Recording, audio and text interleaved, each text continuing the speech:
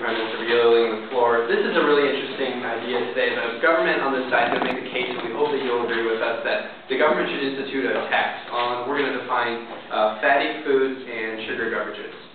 So we believe that doing this will actually help the nation, help the state of Hawaii, and do the citizens great good. So let me just first define fatty foods. We're going to add this tax on fatty foods and sugar beverages, as I said, on anything of 8 grams of fat, saturated fat, or trans fat, to any food that has these things in it, and on anything that has 10 grams of sugar in the beverage per serving for each of these.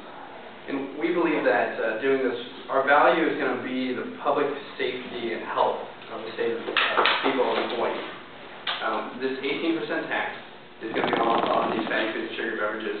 And it's really because of the issue of this epidemic and this crisis that we have in this nation. About 2/3 of the American people are overweight or obese, and about 300,000 deaths per year are actually from obesity and overweightness. So we believe that this is a pressing issue. As the state of Hawaii, we are the state legislature here proposing this, and we believe that this will do great good. Let me introduce my 3 main points first before we get going. It's going to be the government's role, and actual #1 role is to protect its people. And as a state legislature here, we want to protect the people of Hawaii. My second point is going to be that this program will help create a healthier Hawaii. And the third point is that the people will benefit from these increased government resources. So let me get into my first point. Government's #1 role is to protect its people. Now, we already have sin taxes already for people. We already say that we're not going to be okay with people going out and consuming all that they can when it comes to cigarettes and when it comes to liquor. So we believe that this will moderate the amount that people consume. And it's a preventative measure. Sure, we believe that parents have a responsibility to protect their kids and that individuals have responsibility to themselves. But we believe that as a state that we should not encourage the gross abuse of things like fatty foods, which are not good for people, which are clearly not good for people. So we believe that the government's first priority is protecting its people. And that is why, as John Locke obviously famously said, that we come into society for these common values and rules. And we think this is a safe measure that has proven to be effective. And let me go back to my main crux of the argument, is that we know that sugary beverages and that fatty foods contribute to obesity and contribute to people becoming overweight. And that has huge health consequences, which affects us all. So let me get into this program will help create a healthier Hawaii, which is my second point.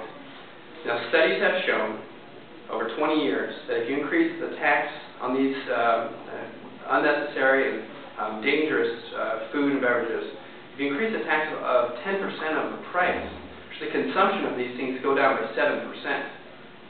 So if we're, as a nation, we're dealing with this epidemic of 2/3 of our people overweight and obese, this is a very easy way and very good way, and we're going to say the most effective way to create a healthier Hawaii, which is what I said is my second point.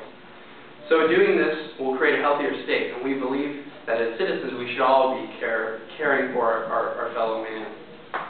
And let me provide some credence about why you should agree with this plan. Well, the CDC director, Thomas Freud, the doctor from President Obama's appointee for the CDC, says that he supports a fatty tax on this proposal. As you know, the Center for Disease Control is the #1 agency at the federal level to support disease prevention. And the American Heart Association has also come out to support this, to support a plan to create a tax on these items. So we really believe that since we know fatty foods cause obesity, and because obviously we want a better state overall, that this is an important issue, and we hope that you support it. In my point about healthier Hawaii and how this program will create a better state for all of our members, let's talk about type 2 diabetes.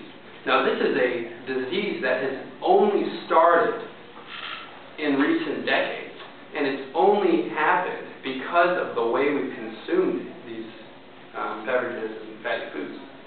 No time in human history has type 2 diabetes ever happened before, but it's only because of this sugar consumption and this fat intake. So we think that that's an interesting point, and we believe that taxing these items, which will reduce consumption, will help prevent type 2 diabetes, as well as stroke, as well as heart disease, which is the #1 killer for women and pregnancy. My partner is going to continue on about how the people benefit from these increased resources, about how government, through increased tax revenue, can actually have more programs to help people of low income, help people that are most at risk. And that's going to be my partner's extension of my speech, just a little bit. So, what have I gone over today? I've shown you that there's an absolute crisis. 2 out of 3 people in America are overweight or obese. Diabetes is running rampant. As I said, strokes and heart disease is a huge killer. I think I'm at the pretty time, but I'd be happy to take it.